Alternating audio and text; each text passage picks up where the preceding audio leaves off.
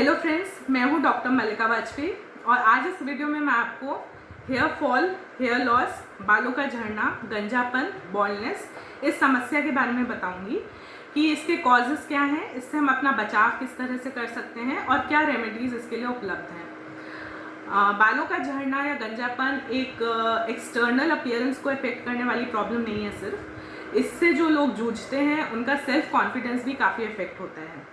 तो इससे हम कैसे बचाव कर सकते हैं या इसके लिए क्या रेमेडीज़ हो सकती हैं, उसके बारे में मैं आपको इस वीडियो में बताऊंगी। चैनल को सब्सक्राइब करिए and please share and like my videos. Hair fall को या बालों के झड़ने को समझने के पहले हमें ये देखना होगा कि बालों का जो एनाटमी है, स्ट्रक्चर है, वो क्या होता है और जो जीवन चक्र है, जो बालों की लाइफ साइकिल है, वो क्या होती है, जिससे हमें ये समझ में आए कि क्यों ये समस्या इतनी ज़्यादा आजकल कॉमन है और बढ़ गई है। जो सरल भाषा में मैं आपको बताऊं तो जो बाल का हिस्सा आपको विजिबल होता है, जो आप देख पाते हैं, यानी जो खोपड़ी की त्वचा है यानी स्कैल्प है, उसके ऊपर का हिस्सा जो विजिबल होता है उसको हम हेयर शाफ्ट कहते हैं। ये कॉर्टेक्स, मेडुला और क्यूटिकल का बना होता है और जो स्कैल्प के अंदर का हिस्सा होता है उसको हम हेयर रूट कहते हैं। हेयर रूट जो होता है वो फॉलिकल के अंदर होता है, यहीं से हेयर ग्रो करना शुरू होता है। इसके आसपास ब्लड का सर्कुलेशन होता है, सेबेशियस ग्लैंड्स होते हैं जो बालों को नमी देते हैं और उसको नरिशमेंट देते हैं जिससे बाल बढ़ता है। हेयर का केराटिन जो है वो बिल्डिंग ब्लॉक होता है, ये प्रोटीन होता है एक तरह का, इसी से जो हमारा बाल है वो बनता है। बाल एक ट्यूब लाइक स्ट्रक्चर है जो स्कैल्प से उगता है और बाहर, मतलब हेयर के रूट से उगता है और बाहर की तरफ बढ़ता है। अब इसका जो लाइफ साइकिल है उसको 3 फेजेस में बांटा गया है: एनर्जन, कैटेजन और टीलोजन। एनर्जन जो होता है वो ग्रोथ फेस होता है, ये 2 से 5 वर्षों का होता है। इसमें हेयर फॉलिकल से, रूट से हेयर ग्रो करना शुरू होता है। धीरे धीरे ये लंबा होता है, चौड़ा होता है, बहुत हेल्दी होता है। तो ये आपके जेनेटिक्स डिटरमाइन करते हैं, मतलब अनुवांशिक तौर से कि उसकी लेंथ कैसी होगी, कितना घना होगा, चौड़ा होगा, कर्ली होगा, स्ट्रेट होगा, कैसा होगा बाल। तो ये हेल्दी बाल 2 से 5 वर्ष में अपने पूरी लंबाई चौड़ाई को पा लेता है और इसके बाद ये कैटेजन फेस में जाता है जिसमें ये जो रूट होती है उससे बाल डिटैच हो जाता है और ये 2 से 3 हफ्ते की फेस होती है। इसके बाद टेलोजन फेस आती है। अब हम बाल को टर्मिनल हेयर बोलते हैं क्योंकि अब बाल में कोई भी ग्रोथ नहीं होती है, अब जितना लंबा या बड़ा होना था बाल को वो हो चुका है। तो अब इस समय स्कैल्प से ये बाल सिर्फ चिपका रहता है और कुछ समय के बाद ये अपने आप झड़ जाता है। तो ये एक नॉर्मल साइकिल होती है बाल की। अब इसमें किसी भी कारण की वजह से जब ये फेजेस इफेक्ट हो जाएं, ये लाइफ साइकिल जो बाल का है वो इफेक्ट हो जाए, तो बालों की पहले थिनिंग शुरू होती है, कमज़ोर होते हैं बाल, फिर बालों का झड़ना और बाद में गंजेपन की जो शिकायत है वो देखने को मिलती है।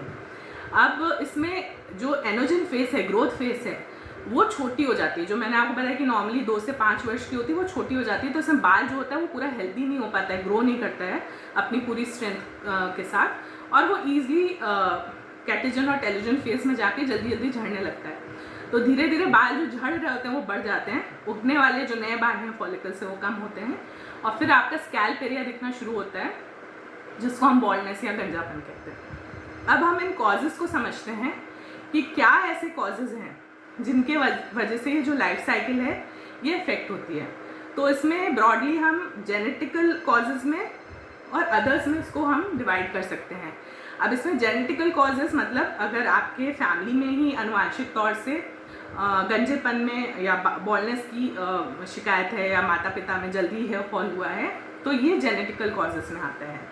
अदर फैक्टर्स में बहुत सारे आते हैं, जैसे कुछ मेडिकल कंडीशंस ऐसी हैं जिनमें हेयर फॉल बढ़ता है, स्ट्रेस के कारण होता है, लाइफस्टाइल डिसऑर्डर्स मतलब सही से आपका जो जीवन शैली है वो सही नहीं है उसकी वजह से होता है, डेफिशिएंसीज की वजह से होता है। तो जैसे हार्मोनल डिसऑर्डर्स है, इसमें थायराइड एक मुख्य प्रॉब्लम देखी जाती है। हाइपोथायरॉयडिज्म हो या हाइपरथायरॉयडिज्म हो, इसमें हेयर फॉल जो होता है वो काफ़ी ज़्यादा होता है, जो कि एक डायग्नोसिंग सिम्टम भी होता है इनिशियल जब हम पकड़ते हैं कि थायराइड तो नहीं हो रहा है पेशेंट को, तो वो इस शिकायत के साथ आता है कि हमें बाल बहुत झड़ रहे हैं। तो हेयर फॉल उसमें बहुत देखने को मिलता है। जिन महिलाओं में हार्मोन रिप्लेसमेंट थेरेपी चल रही हो या ओरल कॉन्ट्रासेप्टिव पिल्स कई महिलाओं में लंबे समय तक चलते हैं तो उनमें भी हेयर फॉल की प्रॉब्लम देखने को मिलती है। स्ट्रेस एक बहुत बड़ा कारण है बालों के झड़ने का और गंजेपन का। अब स्ट्रेस जब बॉडी में बढ़ता है तो कॉर्टिसोल नाम का एक हार्मोन है जो बढ़ता है बॉडी में और ये हेयर के लिए डेट्रीमेंटल होता है, हेयर फॉल को बढ़ाता है।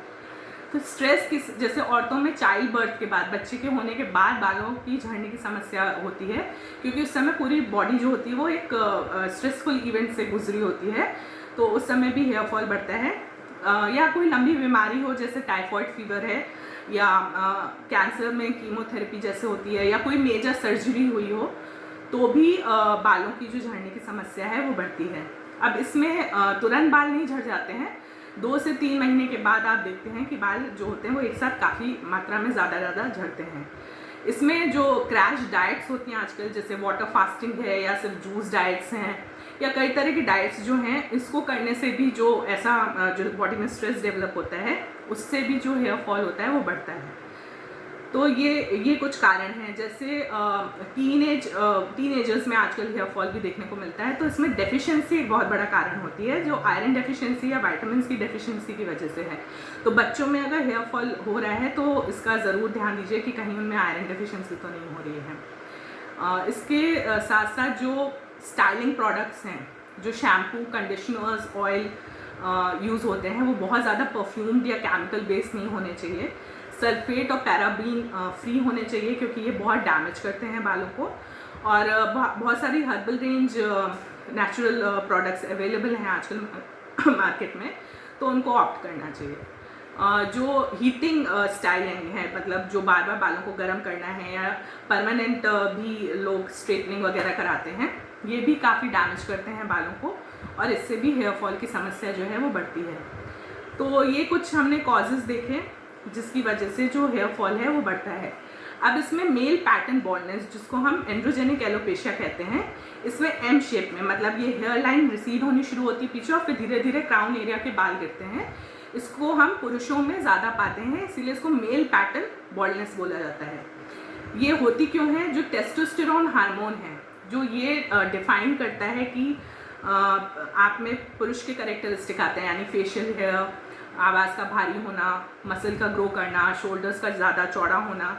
तो ये प्यूबर्टी के समय टेस्टोस्टेरोन बढ़ता है बॉडी में। इसी का एक बाय प्रोडक्ट्स होता है जिसको हम DHT कहते हैं, डायहाइड्रोटेस्टोस्टेरोन। ये हेयर के लिए बहुत डेट्रीमेंटल होता है। जब ब्लड सप्लाई के थ्रू टेस्टोस्टेरोन हेयर रूट्स में पहुंचता है, और वहाँ एंजाइमेटिक एक्टिविटी के बाद ये DHT में कन्वर्ट होता है, तो ये हेयर को कमज़ोर करता है और हेयर फॉल होता है। धीरे धीरे जो स्कैल्प होता है वो फाइब्रस होने लगता है, और वहाँ पे स्कारिंग होने लगती है, जिसकी वजह से जो नया बाल है वो उग नहीं पाता। तो ये जो एम शेप का, मैंने एम फॉर मुंबई, इस शेप में बॉल्डनेस शुरू होती है, और इधर रिसीड करने के बाद धीरे धीरे वो क्राउन एरिया की तरफ बढ़ती जाती है। तो उसको हम मेल पैटर्न बॉल्डनेस कहते हैं। कुछ महिलाओं में भी ये मिलती है, पर उसका परसेंटेज बहुत कम होता है, और उनमें साथ में और भी कुछ मेडिकल कंडीशंस होती हैं जिसकी वजह से ये मेल पैटर्न बॉल्डनेस कुछ महिलाओं में भी मिलती है। फिर आती है फीमेल पैटर्न बॉल्डनेस। इसमें फीमेल में जो ये हेयर लाइन है, यहाँ से बॉल्डनेस नहीं देखने को मिलती, ये रिसीड नहीं करती है। जो सेंट्रल पार्टीशन है, इधर से बाल जो होते हैं वो पहले थिन आउट होना शुरू होते हैं, और फिर धीरे धीरे स्कैल्प एरिया दोनों तरफ से दिखना शुरू होकर क्राउन एरिया को कवर करता है। इसको हम फीमेल पैटर्न बॉल्डनेस कहते हैं। इसके बाद एक होता है एलोपेशिया एरियाटा। इसमें पैची बॉल्डनेस होती है, मतलब कुछ कुछ हिस्सों में बॉल्डनेस देखी जाती है, बाल एकदम से झड़ जाते हैं। ये एक तरह का ऑटो इम्यून डिसऑर्डर है। ऑटो इम्यून मतलब जब आपके शरीर का जो रोग प्रतिरोधक तंत्र है वो आपके ही बॉडी के सेल्स के अगेंस्ट, हेल्दी सेल्स के अगेंस्ट एंटीबॉडीज़ बनाने लगता है, तो उसको हम ऑटो इम्यून डिसऑर्डर कहते हैं। बट इसमें हेयर रीग्रोथ बहुत अच्छा है, इसका ट्रीटमेंट लेने के बाद हेयर रीग्रोथ हो जाती है। 2 से 4 महीने के ट्रीटमेंट में बाल वापस आ जाते हैं। तो जो भी आपके डर्मेटोलॉजिस्ट हैं, ट्रैकोलॉजिस्ट हैं, उनके कंसल्टेशन के अंदर इसका ट्रीटमेंट आप जितनी जल्दी लेते हैं एलोपेशिया एरियाटा में, उतना जल्दी इसमें इफेक्ट होता है। इनफैक्ट मेल पैटर्न बॉल्डनेस और फीमेल पैटर्न बॉल्डनेस में भी इसको हम कम कर सकते हैं, मतलब जो रेट है हेयर फॉल का उसको कम किया जा सकता है। अब अगर इसको हम आयुर्वेद के अनुसार समझें तो आयुर्वेद में वात, पित्त, कफ 3 दोष बताए गए हैं। तो जो पित्त दोष है उसके दूषित होने से ये जो हेयर फॉल की प्रॉब्लम है और बॉल्डनेस की प्रॉब्लम है वो होती है। तो ऐसे कौन से कारण हैं जिससे पित्त दोष कुपित होता है? जैसे बहुत ज़्यादा चटपटा, तला हुआ, मसालेदार भोजन को करना, बहुत अत्यधिक मानसिक तनाव लेना, या ये गुस्सा अधिक करना। और क्योंकि हार्मोन्स और एंजाइम की जो एक्टिविटी है वो पित्त दोष से ही गवर्न होती है। तो जैसे अभी मैंने आपको बताया था कि हार्मोन इम्बैलेंसेस से भी हेयर फॉल जो है वो बढ़ता है। तो इसमें सबसे पहले तो निदान परिवर्जन, मतलब आपके आहार और विहार में जो भी ऐसे कारण हैं जो पित्त दोष को बढ़ा रहे हैं तो उसको हमें कम करना है, बंद करना है। और बहुत सारी आयुर्वेदिक औषधियाँ भी ऐसी उपलब्ध हैं जो हेयर को स्ट्रेंथन करती हैं, हेयर ग्रोथ को बढ़ाती हैं, रीग्रोथ को भी देखा गया है। इसमें भृंगराज ऑयल जो आजकल बहुत पॉपुलर है, ये बहुत अच्छा काम करता है और रीग्रोथ में भी हेल्प करता है। कई आयुर्वेदिक हेयर पैक्स आते हैं जो कि बालों को स्ट्रेंथन करते हैं। इसमें आंवला पाउडर बहुत अच्छा काम करता है। आंवला पाउडर का भी हेयर पैक बना के बालों में लगा के और फिर आप उसको 1 घंटे के बाद वॉश कर सकते हैं। जो मेथी दाना होता है उसको राइस जब हम बनाते हैं, बॉईल करते हैं, तो उसके ऊपर का पानी निकाल के, जिसको हम माड़ कहते हैं, उसमें रात भर मेथी दाने को सोक कर दीजिए 1 से 2 चम्मच, और सुबह इसका पेस्ट बना के, इसका भी हेयर पैक बना के आप लगा सकते हैं बालों में। ये बालों को स्ट्रेंथनिंग करता है, रूट्स को में सर्कुलेशन को बढ़ाता है ब्लड के, और हेयर फॉल की समस्या को कम करता है। खाने के लिए इसमें शंखपुष्पी है, आंवला है, और इसमें च्यवनप्राश भी बहुत अच्छा काम करता है क्योंकि वो विटामिन सी रिच होता है। तो और भी अनेक तरह की औषधियाँ हैं जो आप डॉक्टर के कंसल्टेशन के अंदर इसको ले सकते हैं।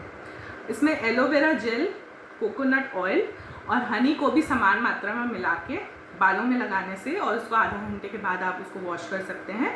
इससे भी कंडीशनिंग अच्छी होती है बालों की, और जो हेयर के रूट्स होते हैं वो मजबूत होते हैं, स्ट्रेंथनिंग होती है इसमें।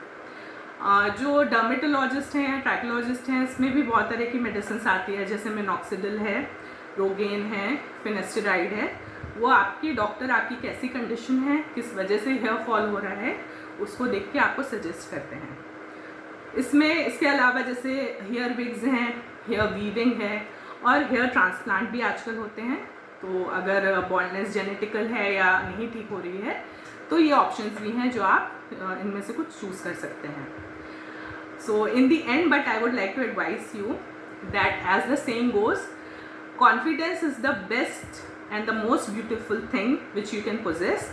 So be confident. अगर कोई हेल्थ इशू है, कोई बैक्टीरियल फंगल इन्फेक्शन है स्कैल्प का, या कोई डेफिशिएंसीज हैं, कुछ अंडरलाइन मेडिकल कंडीशंस हैं जिसकी वजह से हेयर फॉल हो रहा है, तो आप हेल्थ पे ध्यान दीजिए। जहाँ आपका वो इशू रिजॉल्व होगा तो हेयर फॉल की जो प्रॉब्लम होती है वो स्वतः ही ठीक हो जाती है।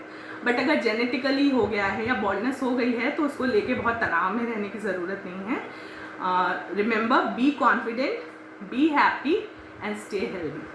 So I will meet you again very soon. We heal by Ayurveda.